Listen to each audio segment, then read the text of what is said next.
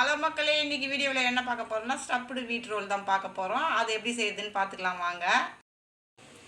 ஒரு கப்பு கோதுமை மாவு போட்டுக்கலாம்.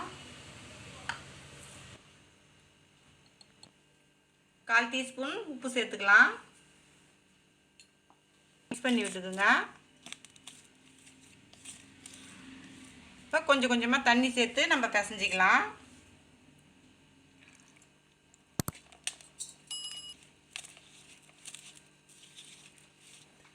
இந்த மாதிரி பிசைஞ்சாச்சு. கொஞ்சமாக நம்ம எண்ணெய் சேர்த்துக்கலாம், ஒரு 1/4 டீஸ்பூன் அளவுக்கு.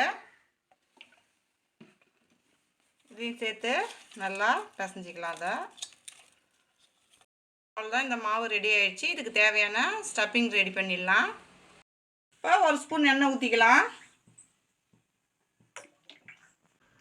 எண்ணெய் நல்லா காஞ்சிச்சு. ஒரு ஸ்பூன் இஞ்சி பூண்டு தட்டி வச்சுக்கிறேன், அதை இதில் சேர்த்துக்கலாம். நல்லா வதக்கி விட்டுக்குங்க.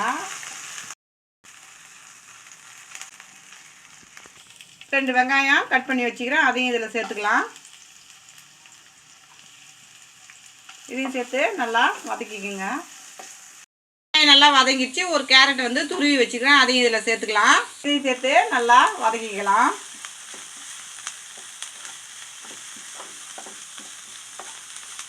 தக்காளி ஒன்று குட்டி குட்டியாக கட் பண்ணி வச்சுக்கிறேன், அதையும் இதில் சேர்த்துக்கலாம். இதையும் சேர்த்து வதக்கிக்கலாம். எல்லாம் நல்லா வதங்கிடுச்சு. 1/4 டீஸ்பூன் மஞ்சள்தூள் சேர்த்துக்கலாம்.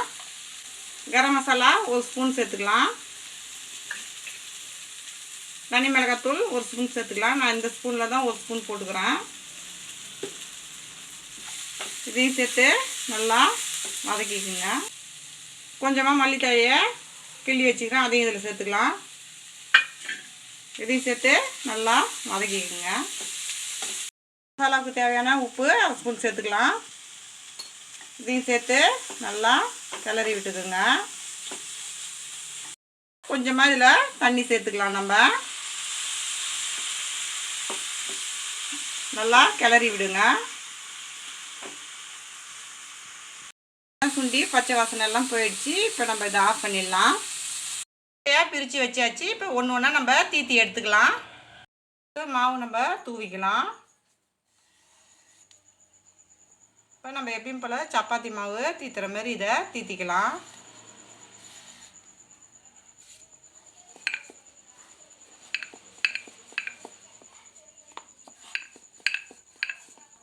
இதுமாரி எல்லாத்தையும் நம்ம தீத்தி எடுத்துக்கலாம். ஸ்டஃபிங்கை எடுத்து சப்பாத்தி மேலே வச்சுக்கலாம். எல்லாத்தையும் நல்லா அப்படி பரப்பி வைங்க. நம்ம இன்னொரு லேயரையும் அதேமாரி வச்சுக்கலாம். இப்போ இதை நல்லா அப்படி ஓரங்களை ஒட்டி விட்ருங்க. இப்போ மறுபடியும் நம்ம இந்த ஸ்டஃபிங்கை வச்சுக்கலாம்.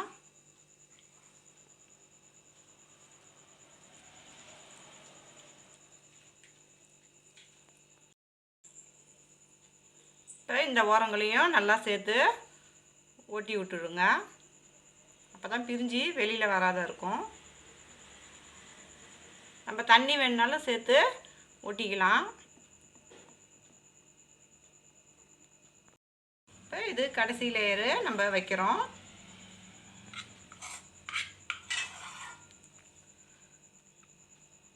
இப்போ கடைசியாக இந்த சப்பாத்தியை மேலே வச்சிடலாம். வச்சுட்டு இந்த ஓரங்களையும் இப்படி நல்லா ஒட்டி விட்டுருங்க.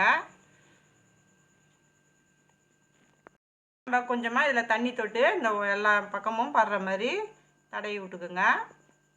அப்போ தான் நம்ம ரோல் பண்ணுறப்ப அது ஒட்டி வரும். நம்ம இதை வந்து இப்படி எடுத்து இந்த ஓரங்களை இப்படி மடக்கி விட்டுடுங்க. இன்னொரு மடிப்பு இப்படி மடிச்சிடுங்க. இதை வந்து நம்ம அப்படியே வந்து இட்லி குண்டானில் ஆவி காட்டிடலாம். இப்படி இருக்கும். இந்த பக்கமும் நம்ம இதை வந்து ஆவி கட்டி எடுத்துக்கலாம். இப்போ மூடி வச்சுடுங்க. நம்ம ஏற்கனவே இட்லி பாத்திரத்தில் எண்ணெய் தடவி வச்சுருக்குறோம். பாருங்கள், நல்லா வெந்துடுச்சு. இப்போ நம்ம ஸ்டவ் ஆஃப் பண்ணி எடுத்துக்கலாம். அதை 1 ஸ்பூன் எண்ணெய் ஊற்றிக்கலாம்.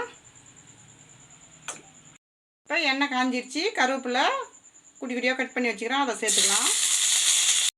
ஒரு ஸ்பூனு சேர்த்துக்கலாம், அது நல்லா பொரியட்டும். குட்டியாக கட் பண்ணி வச்சுக்கிறேன். அது பச்சை மிளகா குட்டி குட்டியாக கட் பண்ணி வச்சுக்கிறேன், அதையும் இதில் சேர்த்துக்கலாம். நம்ம ஆவி கட்டி வச்ச ஸ்டஃப்டு வந்து இதில் சேர்த்துக்கலாம். இப்போ இது நல்லா வேகட்டும். இப்போ இந்த பக்கம் நம்ம பொறுமையாக திருப்பி விட்டுக்கலாம். எள்ளுலாம் மேலே நல்லா ஒட்டி இருக்குது, நல்லா எல்லாம் வெந்து வந்துருக்குது. எல்லாம் கோல்டன் ப்ரௌனாக வந்துடுச்சு. நம்மளுடைய ஸ்டஃப்டு வீட் ரோல் சூப்பராக ரெடி ஆகிடுச்சு. ஒரு பிளேட்டுக்கு மாற்றிக்கலாம். இப்போ நான் இதை கட் பண்ணிக்கிறேன். நம்ம ஒன்று மேலே ஒன்று வச்சு நம்ம ஸ்டஃப்பிங் பண்ணதுனால நமக்கு லேயர் லேயராக கிடைக்கும். அது இங்கே பாருங்கள் எவ்வளோ லேயர் இருக்குதுன்னு. அதையும் நம்ம இதே மாதிரி கட் பண்ணிக்கலாம். இப்போ இதேமாரி இன்னொரு பீஸையும் நம்ம கட் பண்ணிக்கலாம். கொஞ்சம் ஆறுனவுடனே கட் பண்ணுங்க, சூடாக இருந்ததுன்னா நமக்கு கை சுட்டுடும். பாருங்கள் எத்தனை லேயராக இருக்குதுன்னு. இப்போ எல்லாத்தையும் நம்ம கட் பண்ணிக்கலாம். நம்மளுடைய ஸ்டஃப்டு வீட் ரோல் சூப்பராக ரெடி ஆகிடுச்சு. இந்த வீடியோ பிடிச்சிருந்துன்னா லைக் பண்ணுங்கள், ஷேர் பண்ணுங்கள், கமெண்ட் பண்ணுங்கள். மறக்காமல் நம்ம சேனலை சப்ஸ்கிரைப் பண்ணிவிட்டு பக்கத்தில் இருக்க பெல் ஐக்கான் கிளிக் பண்ணி ஆல்னு கொடுத்துருங்க. தேங்க்ஸ் ஃபார் வாட்சிங்.